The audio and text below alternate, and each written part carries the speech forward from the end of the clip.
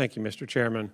As a quick overview, I hope that y'all will do your part in making sure that the military understands that over the past century, sea levels have risen approximately 8 to 9 inches, which is 1/3 of the average century rise over the last 20,000 years. Over the last 20,000 years, the average rise per century has been 2 feet versus that 1/3 over the past century, which is about 8 or 9 inches. So hopefully our military facilities will anticipate, based on history, that there will be future sea level rises that they need to anticipate, and we can get into why it's only 1/3 now versus what it was over the entire 20,000 year period. But I think one thing's pretty sure is that sea levels are likely to rise, perhaps for a variety of reasons. Now to my comment and question on a different matter. Over the past decade, many domestic military bases have been ordered to install very costly energy projects on their property, including solar fields, wind farms, and biomass facilities. In theory, the ability to produce energy on military bases should increase their resiliency by insulating them from the adverse impacts of electricity grids going down due to weather-related events, or, in the event of a conflict, insulate them from cyber attacks targeting vulnerable local electricity grids. Ensuring our mission-critical facilities have access to electricity power is a worthy goal. However, merely producing power on a military base does not necessarily achieve this goal. We must also have the physical mechanisms that permit transmission of the energy produced on military bases to the base's own mission-critical facilities. There are many instances where the energy produced on military bases is not well utilized due to energy or fuel storage issues or insufficient control systems. In other words, in the event of an emergency, the military bases are unable to retain the energy produced on their property in a reliable and predictable way. Admiral Titley, with that as a backdrop, in your opinion, is the Department of Defense investing enough in physical mechanisms to direct that energy that is produced on military bases be available for base mission-critical facilities? Thank you, sir, for the question. The details of energy management is not my area of expertise. I was not the facilities guy. I was the weather guy. All right, then, Ms. Burke or Mr. Loris, do you have any insight to share on whether the military should have the ability to utilize for its own bases the electrical power that is produced on its own bases? Well, sir, the department has 28 million acres under management and 500,000 structures.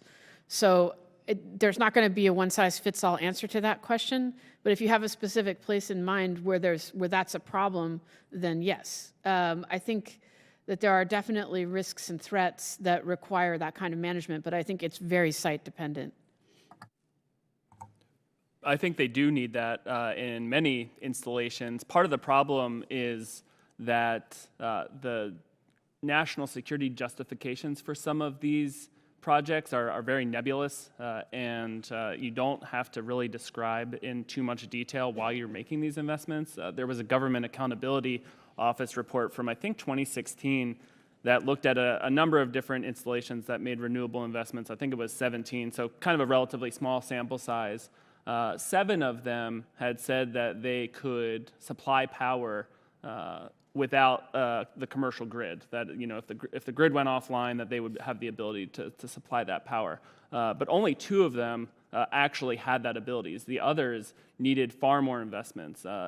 Fort Benning was one where they needed $30 million of investment. Camp Lejeune was another where they needed $48 million in additional investment to actually provide power if the commercial grid went offline. And so I think that speaks to kind of the broader challenge and problem here is, one, you're talking about more costs, and maybe those benefits of national security and having power when the grid's offline justify those costs. But there needs to be, I think, more concrete definitions and justifications as to why these investments are being made for national security purposes. Yeah, my reservation was the discovery that while the military bases may produce the electricity, it goes to the general power grid in the surrounding areas, and that the military doesn't have the ability in every instance to retain it for military use if an emergency should arise. Right, and that was the issue with Fort Benning, is that they needed $30 million more to invest in battery storage technology to keep that power on the base. And so even if the commercial grid went out,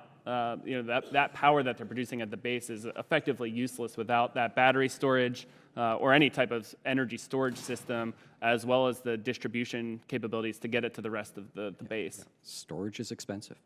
And Congressman, now I understand better. Yes, you're absolutely right. There are places like Nellis Air Force Base, which had a large solar field that originally, when it was built, only returned electricity. They just used the land and it returned electricity, although, again, Nellis did not pay for the development of that solar field. Ideally, you would use that kind of financing and return the power to the grid, but then in an outage, the power from the solar would be dedicated to the base. And that just reflects that different priorities at the time that it was built, which were on cost savings and on ways to leverage the private sector for some of those cost savings. Now, I think for some time now, we've been looking more at resilience as the driving concern. So, Thank you, Mr. Chairman.